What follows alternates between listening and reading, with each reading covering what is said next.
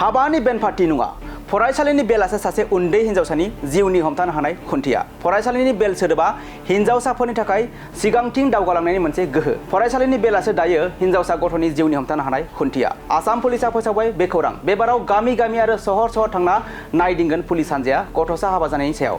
उन्दै बैसोआव हाबा जानायखौ होबथानो गोख्रों राहा हादरसा सरकारनि। सासे उन्दै बैसोआव हाबा जानायनि थाखाय जायगा गैया हादरसायाव। उन्दै बैसोआव हाबा जानायखौ गोख्रों राहा लानो थाखाय साखाफारा खुंथाया।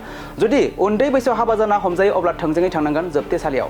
थाबैनो मोनसे अपारेसन जागायगोन हादरसायाव उन्दै बैसोआव हाबा जानायनि हेंथायै। रावबो सुबुंफोरा बारग'नाय नङा उन्दै बैसोआव हाबा जानायनि सायाव। दायनिगिरिफ्रा थांनांगोन जोबथेसालियाव। नंगौ, बे समाव लानानै फैदों हादरसायाव उन्दै बैसोआव हाबा जानायनि सायाव मोनसे गोख्रों आयेननि रादाब।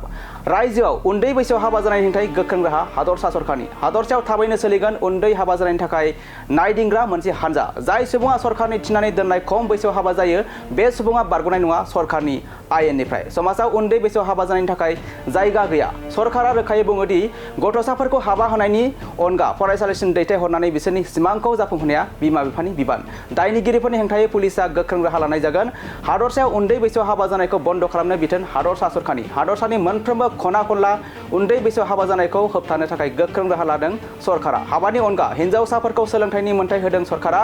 उन्दै बैसोआव हाबा जानाय बायदि समाजारि गाज्रि हाबाफोरखौ फोजोबस्रांनो थाखाय सरकारा लानाय माखासे मख'जाथाव राहाफोरा जाबाय सोलोंथायाव नोजोर होनाय, उन्दै बैसोआव हाबा जानायखौ होबथानो थाखाय हिनजावसाफोरनि सोलोंथाइखौ थि खालामनाय, बिसोरखौ फरायसालिसिम थांनो थाखाय गोख्रों बिथोन होनाय, उन्दै बैसोआव हाबा जानायजों लोब्बा थानाय फुजारिफोरखौ दायनिगिरि खालामनाय आरो बेजों लोब्बा थानाय दायनिगिरिफोरनि हेंथायै पक्स' आयेन बायदि गोख्रों राहा लानाय जादों सरकारा। नंगौ, उन्दै बैसोआव हाबा जानायखौ होबथानो गोख्रों राहा हादरसा सरकारनि। समाजाव उन्दै बैसोआव हाबा जानायनि थाखाय जायगा गैया फोसावबाय हादरसा सरकारा।